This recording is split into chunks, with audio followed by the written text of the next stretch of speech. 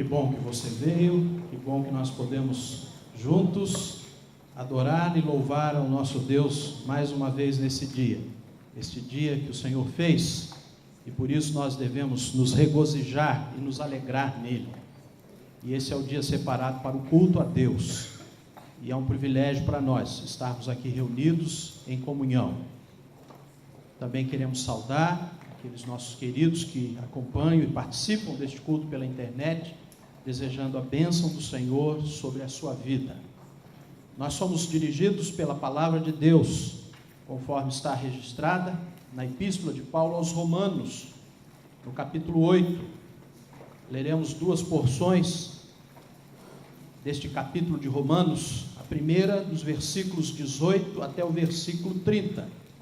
Eu convido os amados irmãos e irmãs para que de pé façamos esta leitura de forma responsiva. Romanos capítulo 8, dos versos 18 a 30. Vamos intercalar esta leitura então. Porque para mim tenho por certo que os sofrimentos do tempo presente não podem ser comparados com a glória a ser revelada em nós.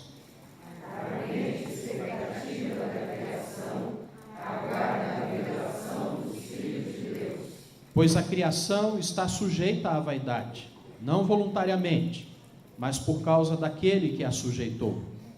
Na esperança de que a própria criação será redimida da cativeiro da corrupção, para a liberdade da glória dos filhos de Deus.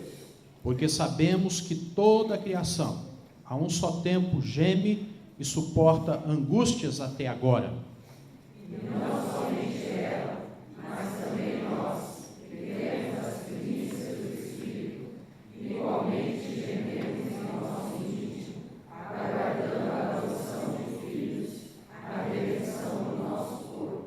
Porque na esperança fomos salvos. Ora, esperança que se vê não é esperança, pois o que alguém vê, como espera?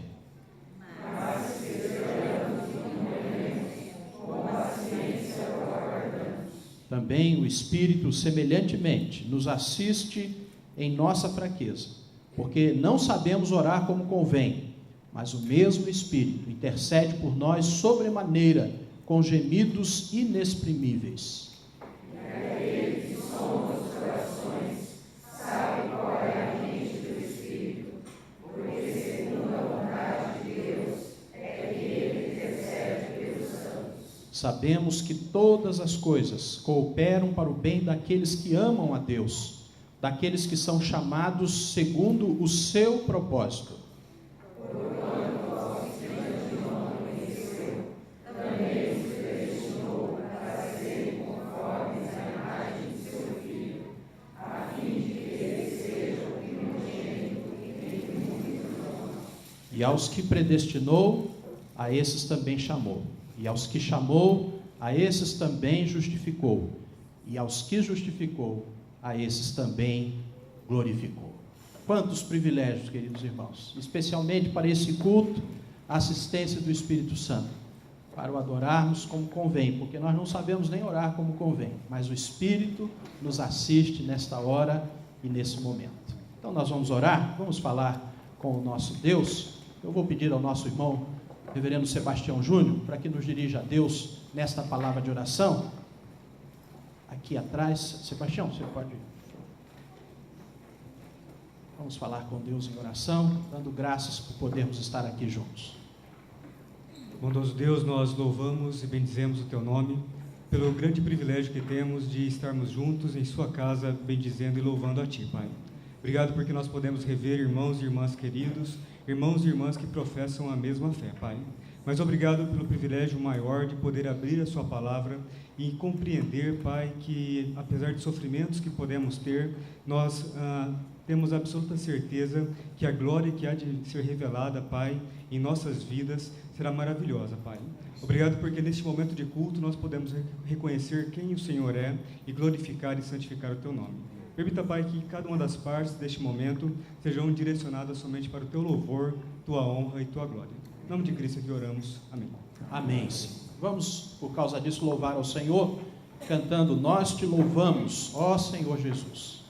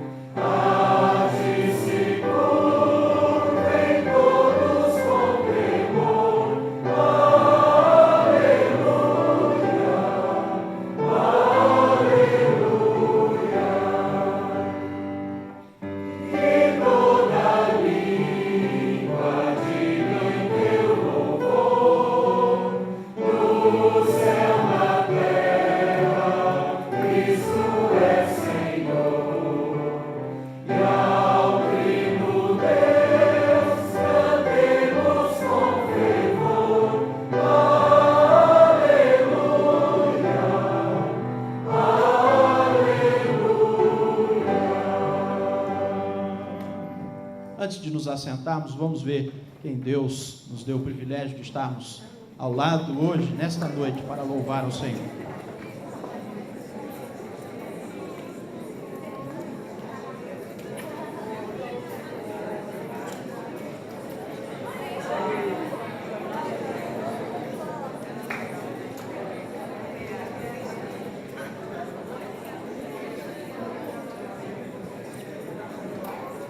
Vocês podem se assentar à medida em que se cumprimentarem.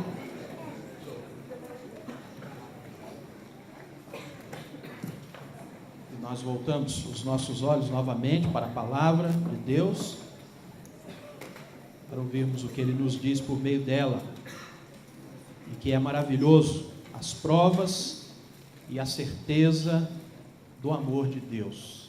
Se você quer uma prova que te dá a certeza de alguém que te ama muito, esta é a prova que Deus nos dá por meio de Jesus Cristo. A partir do versículo 31 desse mesmo capítulo 8 de Romanos. Que diremos, pois, à vista destas coisas?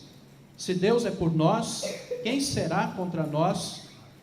Aquele que não poupou o seu próprio filho, antes por todos nós o entregou, porventura não nos dará graciosamente com ele todas as coisas?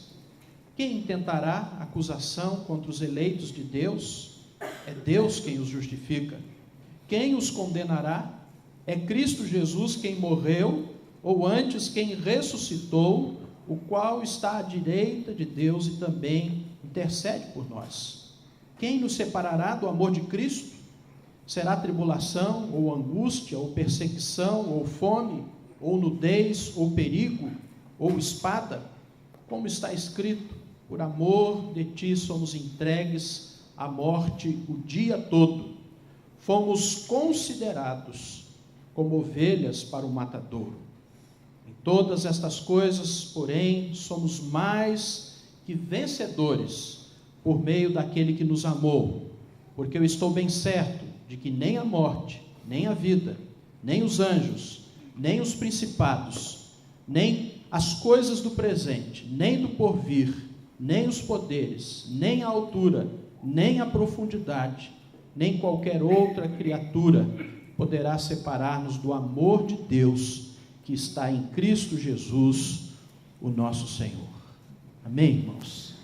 Que texto maravilhoso, que nos remete a esta maior prova de amor de Deus por nós, que não poupou o seu próprio Filho, antes por nós o entregou.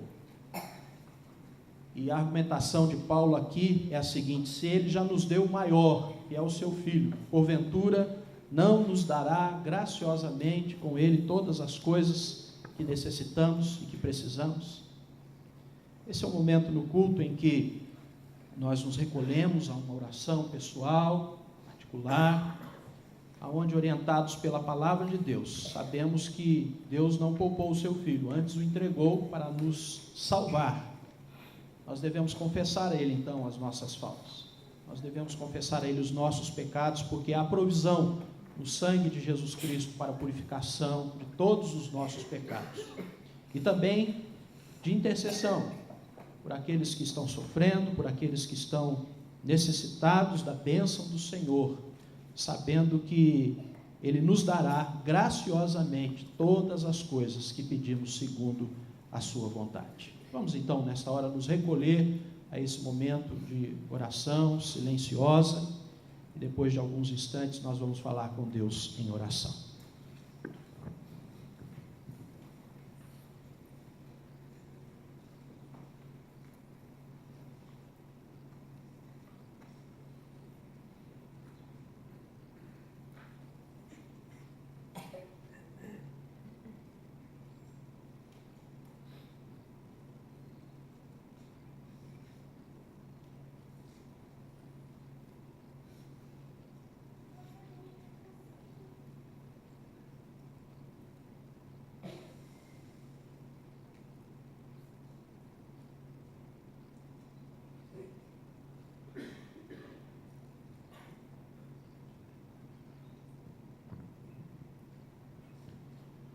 Que grande amor, Senhor.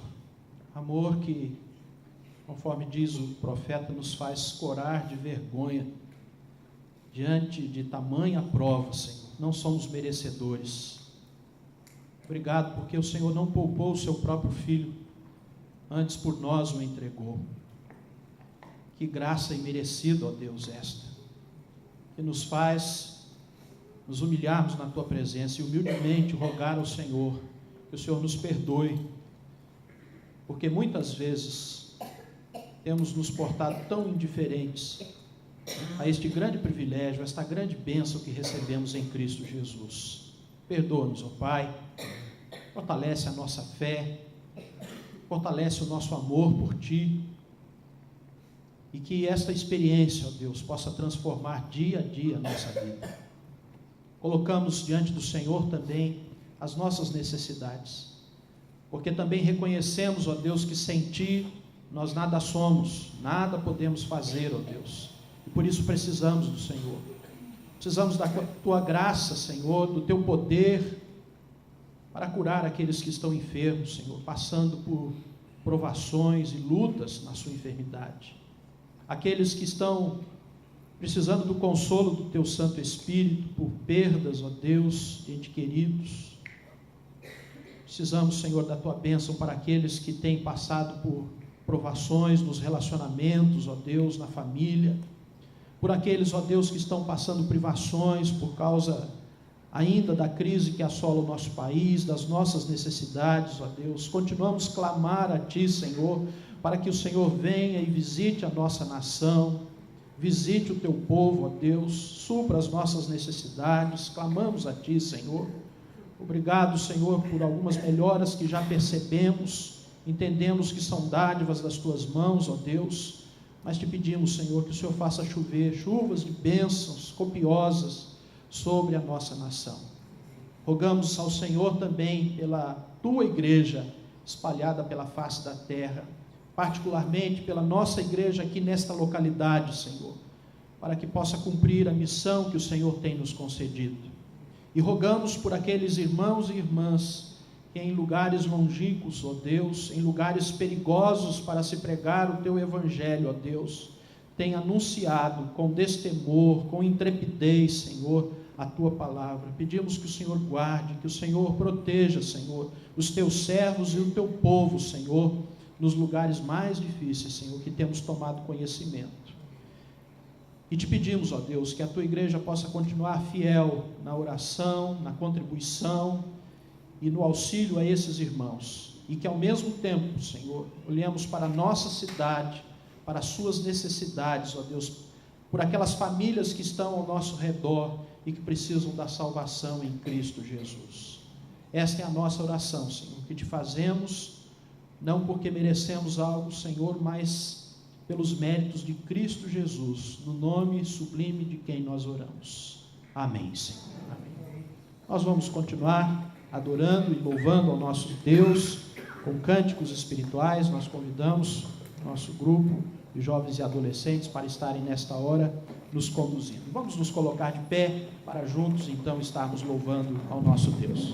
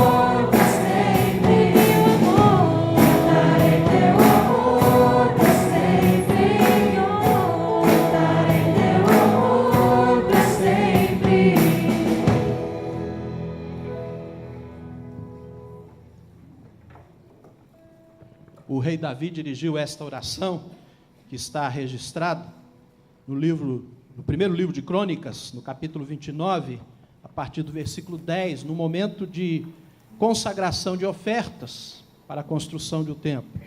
Pelo que Davi louvou ao Senhor perante a congregação toda e disse: Bendito és tu, Senhor, Deus de Israel, nosso Pai, de eternidade em eternidade.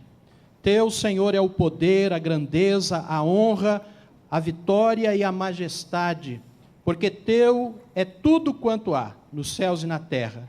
Teu, Senhor, é o reino, e tu te exaltaste por chefe sobre todos. Riquezas e glória vêm de ti. Tu dominas sobre tudo, na tua mão há força e poder, contigo está o engrandecer e a tudo dar força. Agora, pois, ó nosso Deus, graças te damos e louvamos o teu glorioso nome por todas essas coisas. E é o que nós faremos também. Vamos dar graças ao Senhor, louvar o seu glorioso nome, que tem feito estas maravilhas. E fazer isso também, agradecendo, consagrando ao Senhor os nossos dízimos e as nossas ofertas. Aqueles irmãos e irmãs que se prepararam para este domingo, façam isso com alegria. Você que nos visita, se sinta à vontade. Este é um dever, um privilégio dos membros dessa igreja, mas se quiserem também, com alegria, poderão ofertar para a causa do Senhor nessa localidade. Louvemos então ao Senhor.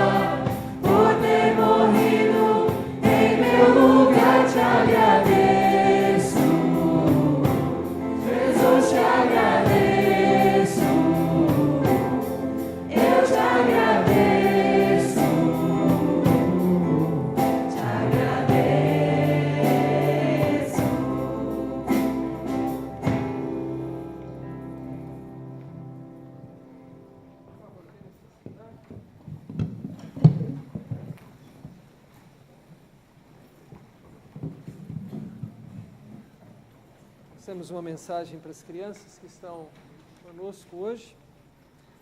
As que têm até 2 anos vão receber essa mensagem com a companhia de um de seus pais. E aqui no boletim está anotado que quem vai levar essa mensagem é a Carla. É isso mesmo? É a Luciana. Então tá bom. Luciana, por favor, vem aqui nos ajudar. As crianças de 3 a 6 anos, com a Renata, podem vir. E as de 7 a 11, com a Lilian. Então, as crianças podem vir.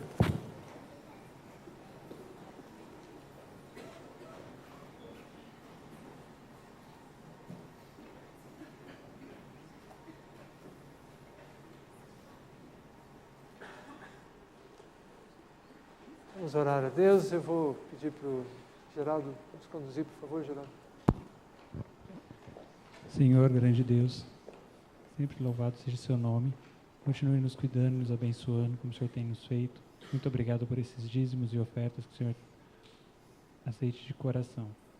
Cuide também das palavras para os pequenos, Senhor, e do culto. Em nome de Jesus que eu peço e agradeço. Amém, Senhor.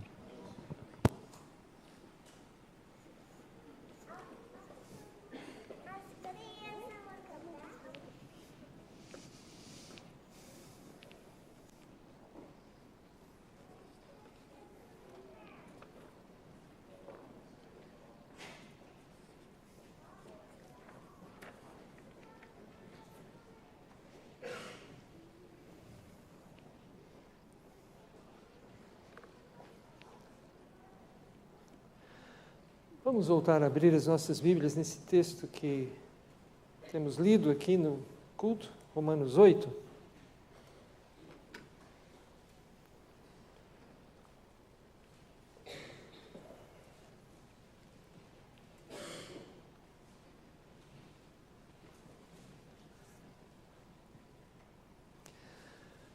E nós lemos há pouco que a criação está num cativeiro de corrupção. Nós vivemos num mundo corrupto, aguardando o momento em que isso será transformado. E isso é uma promessa que Deus faz de transformar a criação, o próprio universo, afetado pelo nosso pecado, será um dia redimido. É difícil viver no mundo assim, você e eu sabemos. É tão difícil viver no mundo assim, que até mesmo as nossas orações apresentam traços dessa corrupção.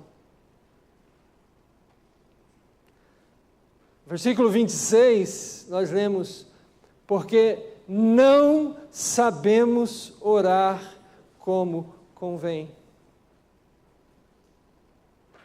Até mesmo as nossas mais, entre aspas, puras e boas intenções não estão isentas desse problema.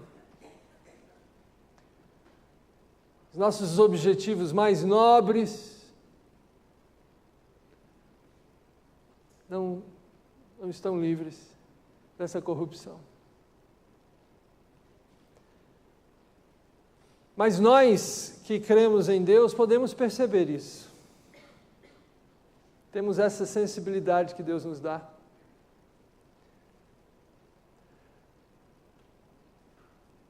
Temos a condição de fazer uma análise sobre essa dificuldade que todos nós enfrentamos. Um dos documentos mais importantes que nós protestantes temos para nos ajudar a entender quem Deus é, documento fundamentado nas Escrituras, que tenta harmonizar o ensino das Escrituras sobre os temas mais importantes para nós compreendermos, é a nossa confissão de fé. E se você ainda não gastou um tempinho para ler, eu gostaria muito que você encontrasse esse tempo. E você vai ver o esforço que foi empreendido para que aquele documento surgisse. anos e anos de trabalho para escrever aquele documento. E não de um homem só, mas de uma assembleia. Dezenas e dezenas de pessoas reunidas, estudando a Bíblia, harmonizando a Bíblia, para apresentar dessa maneira doutrinária e harmônica o que a Bíblia nos ensina. E existem 2 capítulos desse documento que eu quero que nós vejamos juntos hoje. Porque, de certa maneira, são os 2 capítulos, ou as 2 partes dessa confissão, que traduzem para aqueles que vivem no mundo que está sob cativeiro da corrupção, como é que nós vamos existir e exercitar a nossa fé.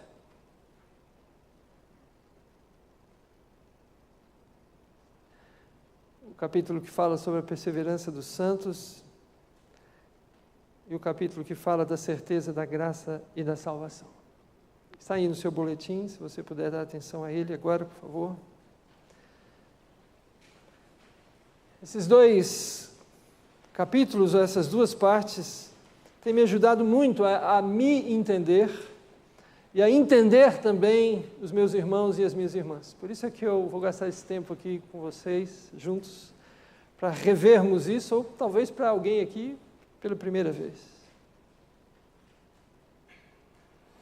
O primeiro parágrafo sobre a perseverança dos santos, nós lemos: os que Deus aceitou em seu bem-amado, no caso o bem-amado é Jesus, os que Ele chamou eficazmente e santificou pelo seu Espírito, não podem decair do estado da graça, nem total, nem finalmente. Mas com toda a certeza, hão de perseverar nesse estado até o fim, e serão eternamente salvos. Isso aqui depois os textos bíblicos que fundamentam essa afirmação. Depois veja os textos bíblicos lá em casa. Segundo parágrafo. Esta perseverança dos santos, dos salvos, não depende do livre arbítrio deles, mas da imutabilidade do decreto da eleição, procedente do livre e imutável amor de Deus Pai, da eficácia do mérito e intercessão de Jesus Cristo, da permanência do Espírito e da semente de Deus neles, e da natureza do pacto da graça. De todas estas coisas vem a sua certeza e infalibilidade. Terceiro parágrafo. Eles, porém, pelas tentações de Satanás e do mundo, pela força da corrupção neles restante, e pela negligência dos meios de preservação, podem cair em graves pecados e por algum tempo continuar neles. Incorrem assim no desagrado de Deus, entristecem o seu Santo Espírito e de algum modo vêm a ser privados das suas graças e confortos. Têm os seus corações endurecidos e as suas consciências feridas, prejudicam e escandalizam os outros e atraem sobre si juízos temporais. É maravilhoso ver como nesses 3 parágrafos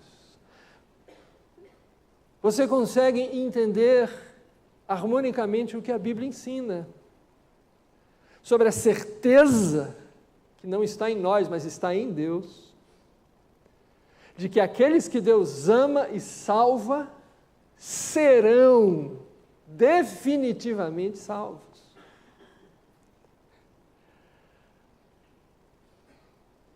Uma vez eu estava conversando com uma pessoa sobre isso, e ela me falou, mas se eu disser para Deus, eu não quero ser salvo. A salvação não depende do seu arbítrio. Não mesmo. Não é você que resolve ser salvo, também não é você que resolve ser perdido. A graça de Deus opera de uma maneira tão extraordinária que ela vai aonde nem nós conseguimos ir, dentro da nossa própria alma. Ela vai lá e nos muda lá. E mudando pela graça de Deus, aquilo, a nossa vontade se converte. Porque a nossa vontade é serva da nossa natureza. Nenhum de nós quer algo diferente daquilo que é. Mas quando Deus transforma o nosso ser, a nossa vontade reconhece e é transformada. Mas nós podemos incorrer em pecados, o terceiro parágrafo diz isso. Pecados graves, pecados sérios, e podemos estar nesses pecados por algum tempo, como há exemplos bíblicos disso. Mas Deus vai lá nos buscar, na hora e no lugar que Ele quiser, para nos trazer de volta para Ele. E esses períodos de distanciamento de Deus certamente trarão juízos temporais, sofrimentos pelas más escolhas e pela insistência nelas.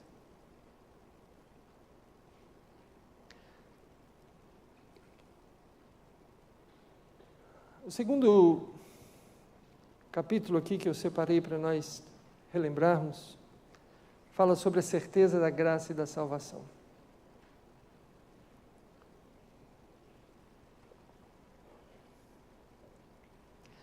Ainda que os hipócritas e os outros não regenerados podem iludir-se vãmente com falsas esperanças e carnal presunção de se acharem no favor de Deus e em estado de salvação, esperança essa que perecerá, contudo, os que verdadeiramente creem no Senhor Jesus e o amam com sinceridade, procurando andar diante dele em toda boa consciência, podem nesta vida certificar-se de se acharem em estado de graça e podem regozijar-se na esperança da glória de Deus.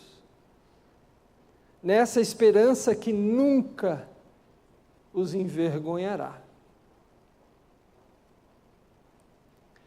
Esta certeza não é uma mera persuasão conjectural e provável, fundada numa falsa esperança, mas uma infalível segurança da fé, fundada na divina verdade das promessas de salvação, na evidência interna daquelas graças a que são feitas essas promessas, no testemunho do Espírito de adoção, que testifica com os nossos espíritos sermos nós filhos de Deus, no testemunho desse Espírito, que é o penhor de nossa herança e por quem somos selados para o dia da redenção.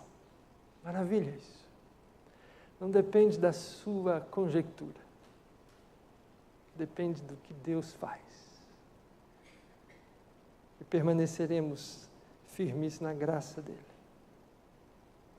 Terceiro parágrafo, esta segurança infalível não pertence de tal modo à essência da fé, que um verdadeiro crente, antes de possuí-la, não tenha de esperar muito e lutar com muitas dificuldades.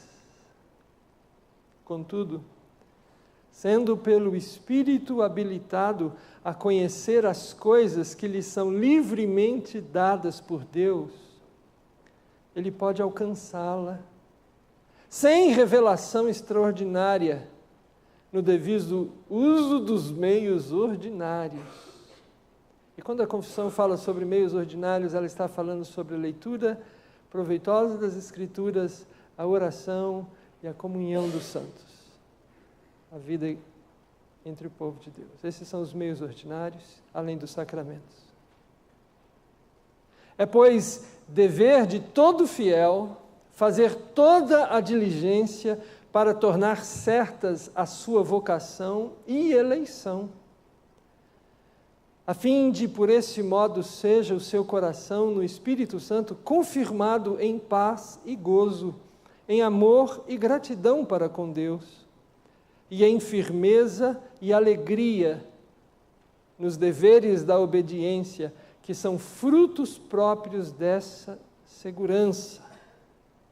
Este privilégio está, pois, muito longe de predispor os homens à negligência.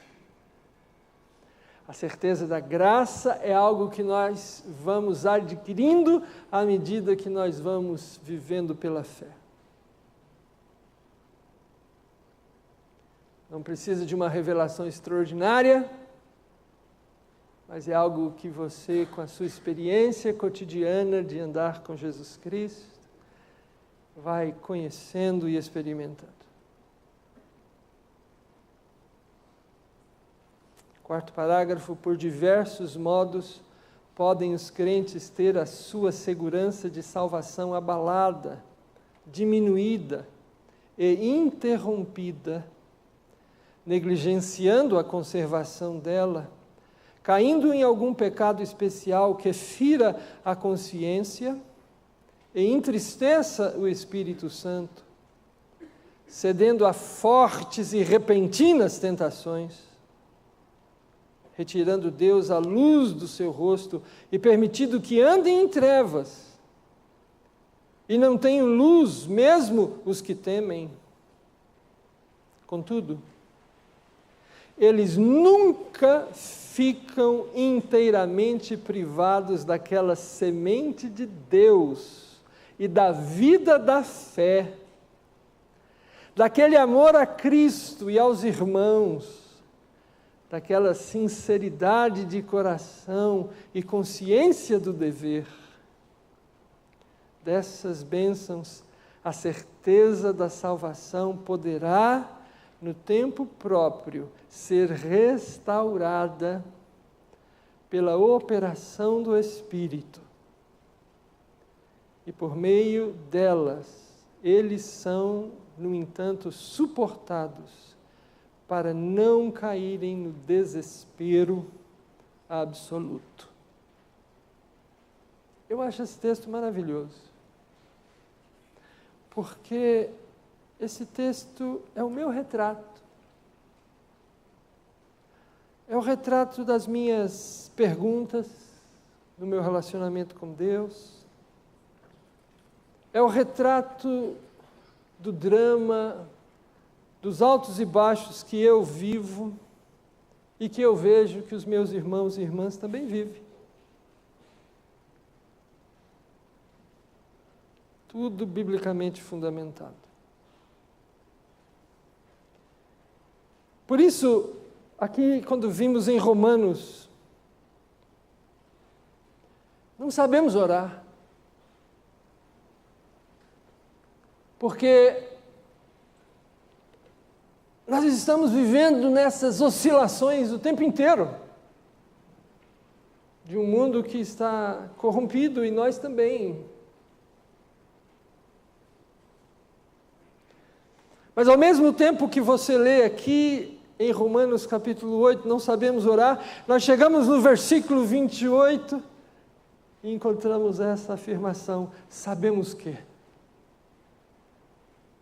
Você já tinha reparado nisso? Nesse paradoxo?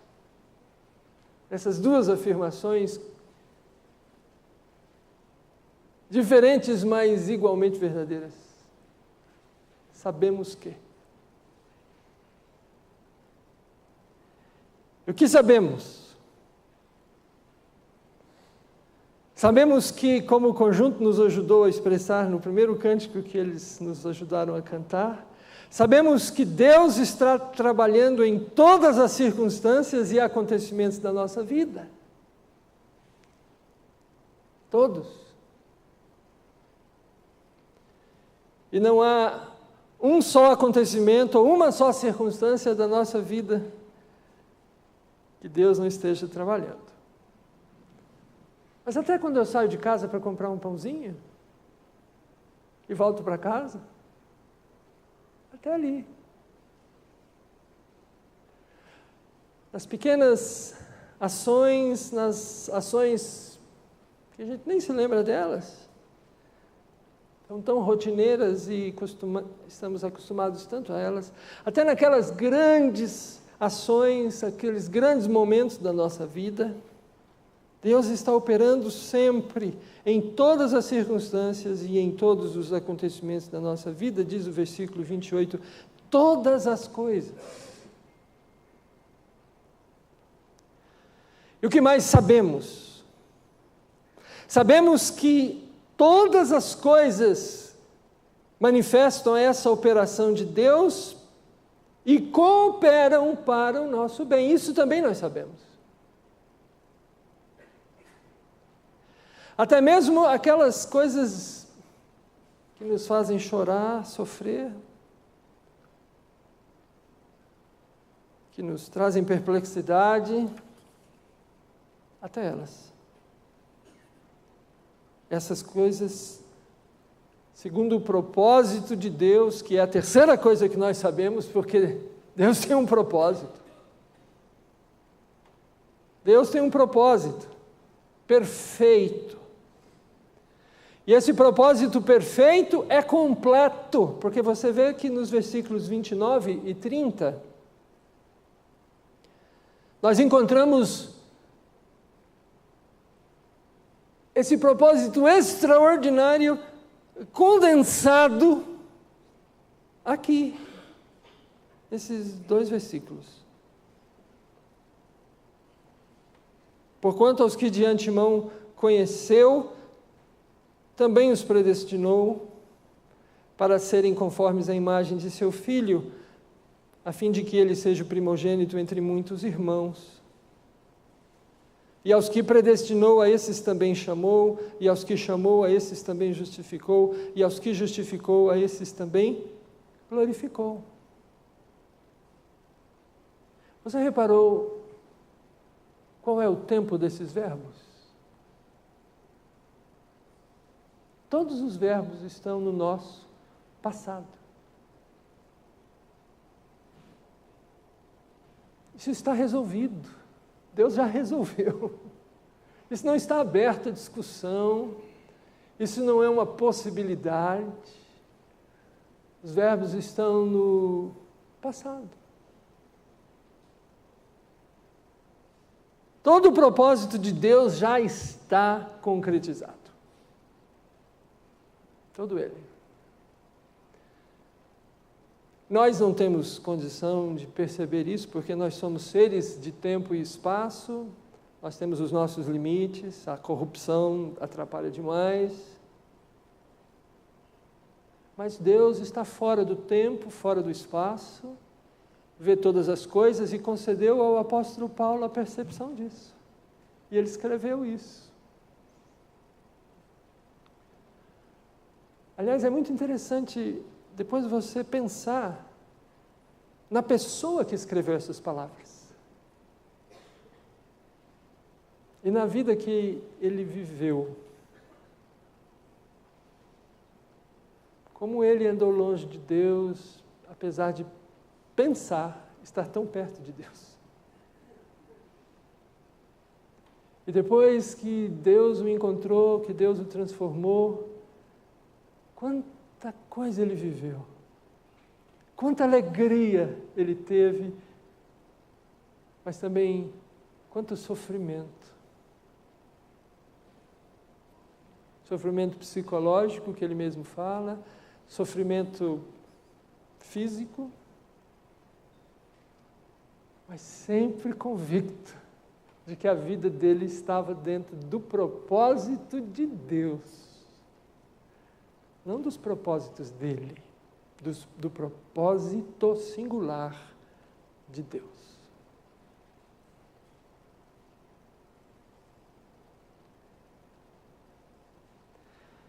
Eu quero concluir essa nossa mensagem hoje à noite com 2 exemplos, que de certa forma são paradoxais.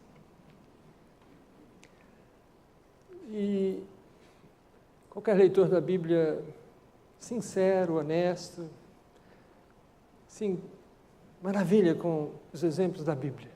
Como é que toda doutrina pode ser vivida?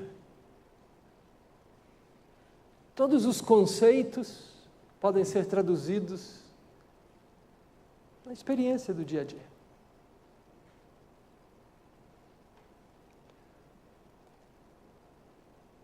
A história de José. José, um dos filhos de Jacó. Os irmãos resolveram matá-lo. Não aguentavam mais José. José era difícil. José sonhava. E dos sonhos que José tinha, José via assim, feixes de trigo se curvando diante dele. Aí ele acorda e fala para os irmãos, eu sonhei isso. Feixes que se curvavam diante de mim. Os feixes eram vocês. Você gostaria de ouvir isso, seu irmão?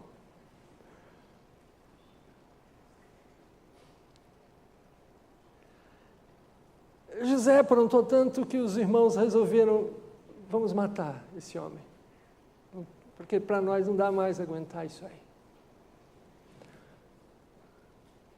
Jogaram ele dentro de uma caverna, esperando a hora de fazer isso. E aí Judá, um dos irmãos dele, repensou essa situação e convenceu os irmãos, ao invés de matá-lo, vamos vendê-lo. Está passando aí uma caravana de ismaelitas, vamos vendê-lo como escravo. Fizeram isso. E ele foi parar no Egito. E lá no Egito ele foi comprado por um homem muito importante dentro da corte de Faraó. E foi trabalhar como servo, como escravo na casa de Potifar. E José era um homem especial, e ele cresceu, e Potifar deu a ele liberdade e autoridade, e ele passou a ser assim um grande administrador da casa de Potifar. A mulher de Potifar avançou em cima de José, e José falou, não, isso não. E ela, contrariada com a rejeição que recebeu de José, inventou uma história, e José acabou na cadeia.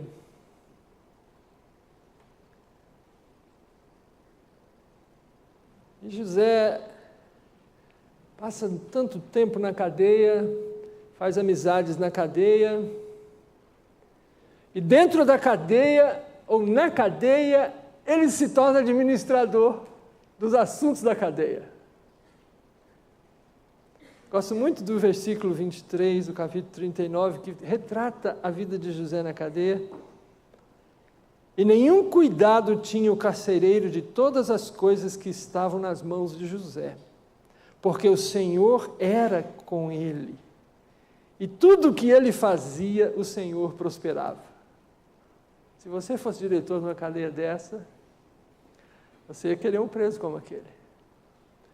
Porque na cadeia, ele era uma bênção. O copeiro e o padeiro do faraó foram parar na cadeia. Ele fez amizade com os dois. Eles sonharam, José interpretou os sonhos deles. Um foi restaurado, o copeiro, à corte. O padeiro foi sacrificado por ordem do rei. Mas o copeiro não se lembrou de José. José tinha pedido que ele se lembrasse dele quando ele fosse restaurado aos favores do rei, do faraó. Mas houve um determinado momento que ele se lembrou, muito tempo depois, e chamou-se José. José saiu da cadeia para estar diante do homem mais importante do mundo daquele tempo. Sabe o que é isso? Você sair da cadeia, do calabouço, para uma audiência com o homem mais importante do mundo.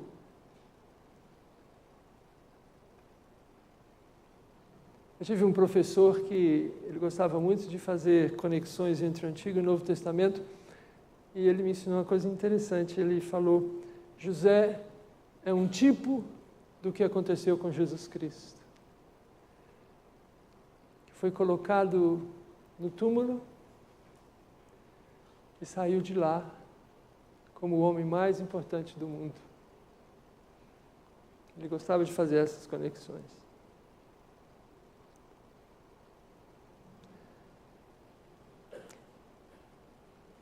Mas a história dele não acabou naquele encontro. Ele foi perdoado, ele foi retirado da pena do cárcere, passou a ser um homem livre. E com o passar do tempo ele foi encarregado pelo faraó e se tornou o segundo homem mais importante do mundo. Porque ele agora era a pessoa mais importante para o faraó.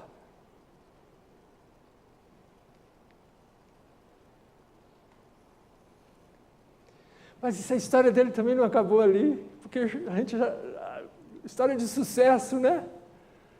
A gente poderia pensar, os escritores de autoajuda gostam, né, dessas histórias de sucesso. Outro dia eu vi a comentarista Miriam Leitão falando na CBN, e ela falou: a história da maior reviravolta que eu conheço é a de José.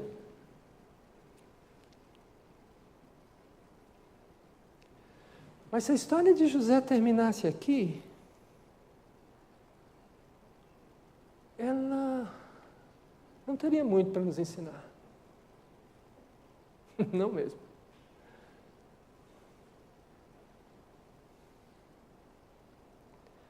A história de José precisava ir adiante e foi adiante. Porque José seria o resgatador daqueles que quiseram matá-lo.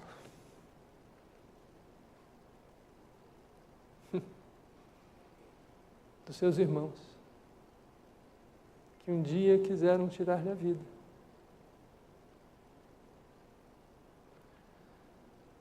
E aí, a gente vê o triunfo da graça de Deus. A gente vê que não é José o herói dessa história, é Deus.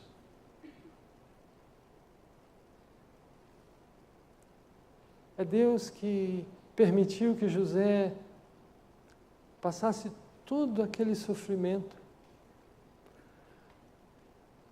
para que um dia, resgatado por Deus do cárcere, ele estendesse as mãos dele para resgatar os irmãos dele da morte.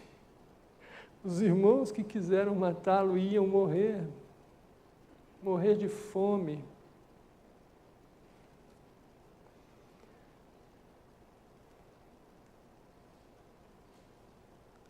Mas Deus usou José para resgatar aquelas pessoas. E José faz um resumo no capítulo 50 de Gênesis, versículo 20. José diz aos seus irmãos: vós, na verdade, intentastes o mal contra mim, porém Deus o tornou em bem, para fazer como vedes agora, que se conserve muita gente com vida.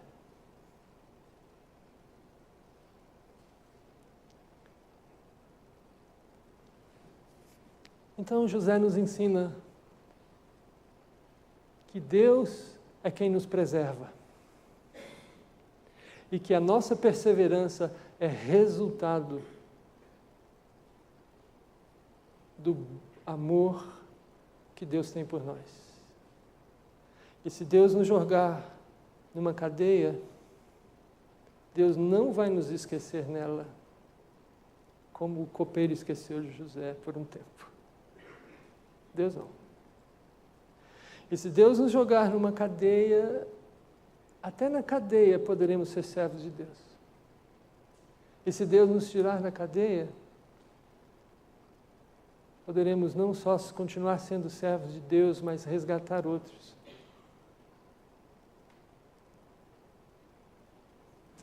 Então José é um belo exemplo disso tudo que nós temos falado aqui. Mas há um outro exemplo tão belo quanto o de José na Bíblia. João.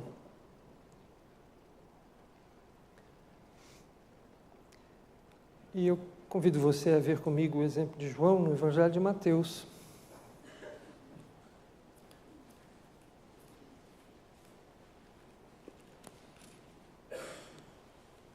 Mateus 11.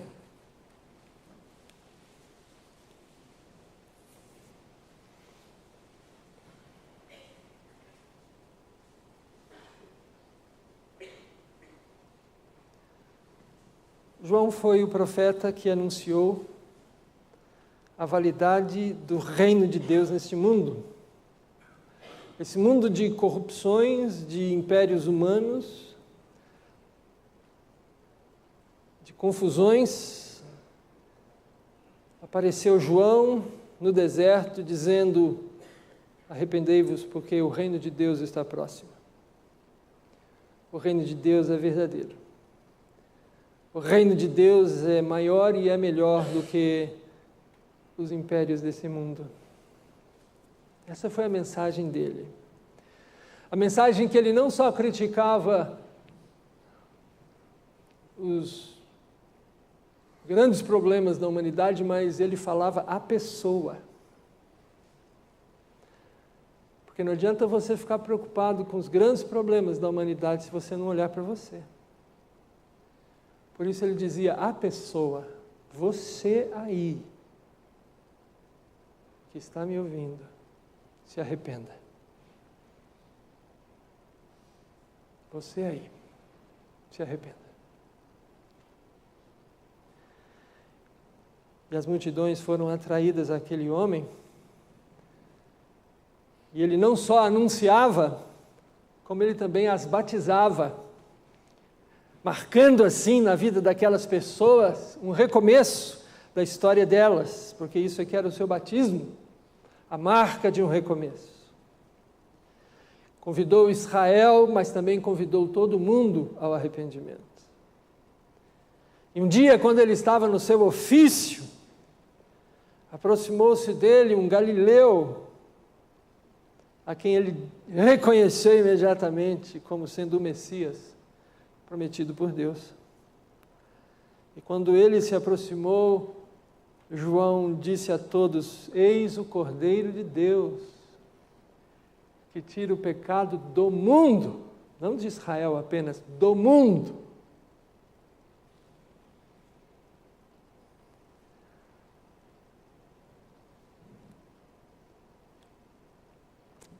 O tempo foi passando, e João, como era um homem muito contundente, falava muito claramente o que pensava, acabou sendo preso pelas autoridades do seu país.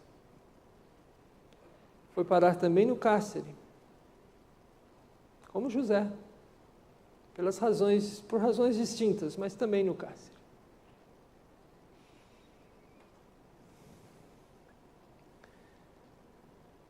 E lá no cárcere, o tempo passou, e aquele grande pregador e profeta começou a se entristecer, começou a se perguntar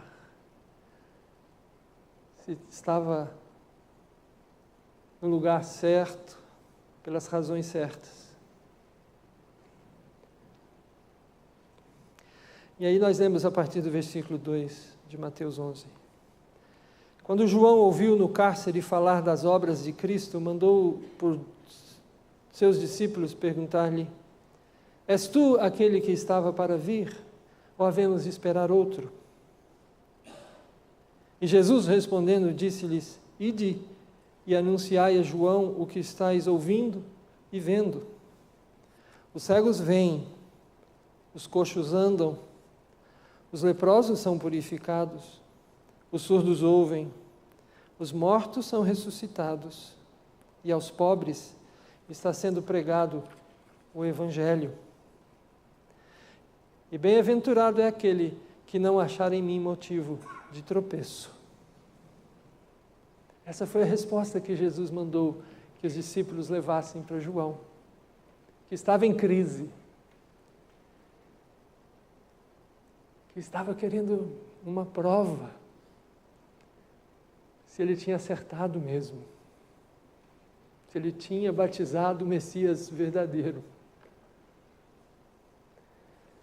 E Jesus respondeu a João, acudiu João, realizando esses milagres, mas não só isso, esses milagres eram a concretização do profeta Isaías. Isaías 61. Jesus fez o que Isaías disse que só o Messias faria. E mandou os discípulos voltarem a João e digam lá que o que Deus prometeu pelo profeta está se cumprindo. Mas o que me chama muita atenção é que aparentemente os discípulos saem porque a narrativa sugere. Então, em partindo eles, passou Jesus a dizer ao povo a respeito de João. Se a gente encontra nos primeiros versículos o retrato de um homem em crise, um homem preocupado, dubitante, agora a gente encontra a maneira como Jesus vê João.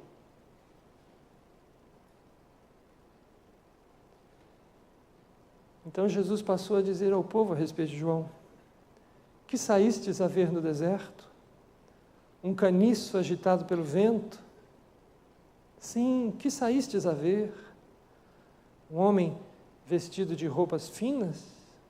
Ora, os que vestem roupas finas assistem nos palácios reais. Mas para que saístes? Para ver um profeta?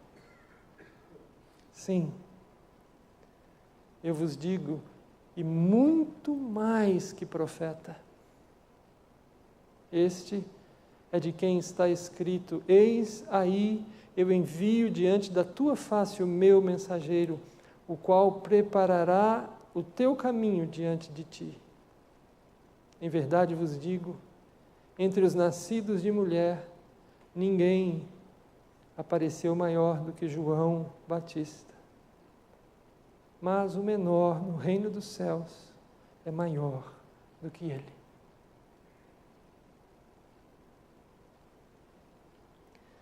Essa maneira que Jesus tem para falar sobre João era a forma que Jesus enxergava João.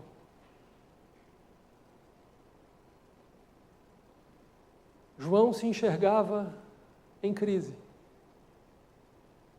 em dúvida. Mas Jesus, quando pensa em João, vê um homem muito maior do que João se via.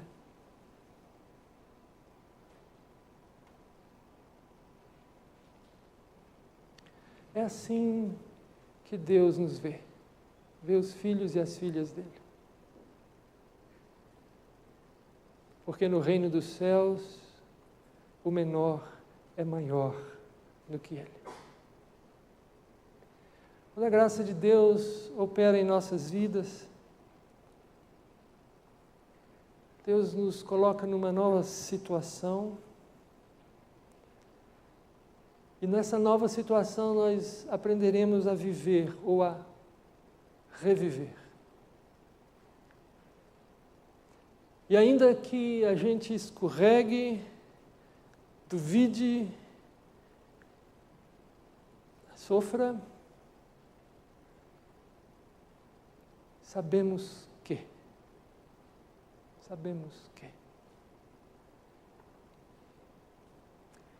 Vamos orar a Deus?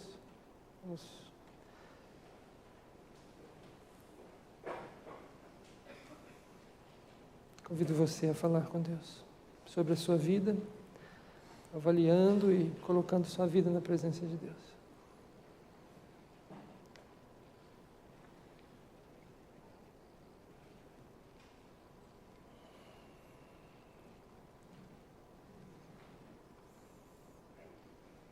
À luz do que a palavra de Deus nos mostrou hoje, fale com Deus.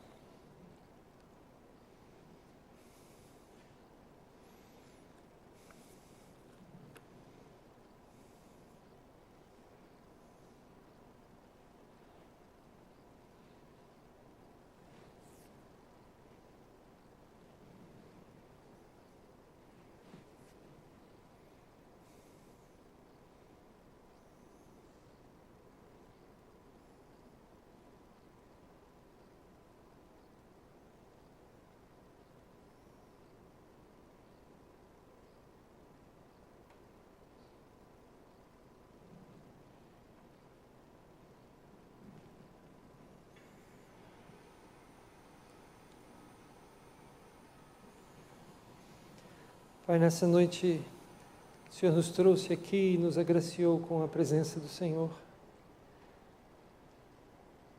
A palavra do Senhor que é verdadeira, que dissipa as trevas, que quebra as resistências, que é viva, que nos transforma. Foi lida, foi proclamada. E nós sabemos que ela produzirá, ó Deus, glórias para o Teu nome e bênçãos para aqueles que crerem nela. Ajuda-nos, ó Deus, a entender o que foi falado aqui hoje, cada um de nós. Aplicar isso na nossa vida. A traduzir isso de maneira a uma vida nova. Levanta os que estão abatidos, Senhor. Levanta os que estão rendidos por alguma circunstância, por algum erro. Perdoa os pecados, ó Deus, restaura. Renova a esperança. Dá-nos forças para romper com pesos e pecados que nos assediam. Ajuda-nos, ó Deus, a viver pela fé, confiando na graça do Senhor, sempre. Essa é a nossa oração, no nome de Jesus. Amém. Vamos ficar de pé, por favor.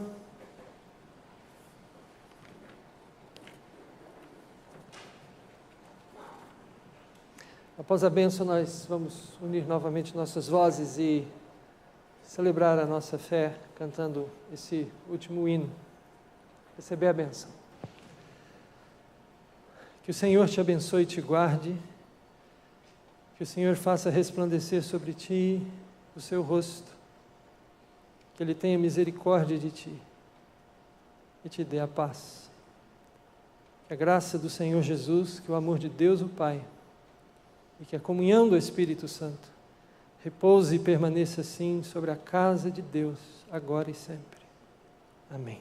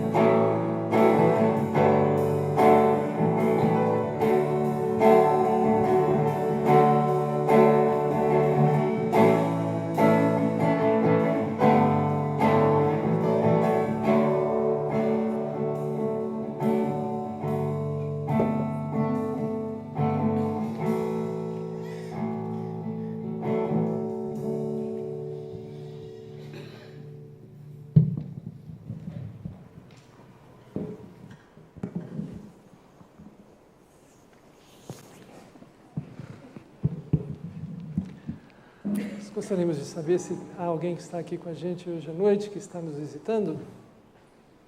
E se houver, pudesse colocar de pé um instante, por favor. Ah, é verdade. Bem-vinda novamente. Deus abençoe você. Mais alguém? Nós temos uma classe na nossa escola dominical que estuda a Bíblia a partir dos textos da Confissão de Fé. Então, é uma classe que nós recomendamos a toda pessoa que quer se aprofundar, ter uma vida cristã mais consistente, doutrinariamente fundamentada, a ir conhecer e passar um tempo na escola dominical nessa sala, que é uma sala de grande proveito, nesse quesito de fundamentar doutrinariamente a pessoa para a vida. Esses 2 artigos que nós lemos aqui da Confissão de Fé são estudados, entre outros, naquela sala. Nós desejamos a você uma boa semana, que Deus o acompanhe.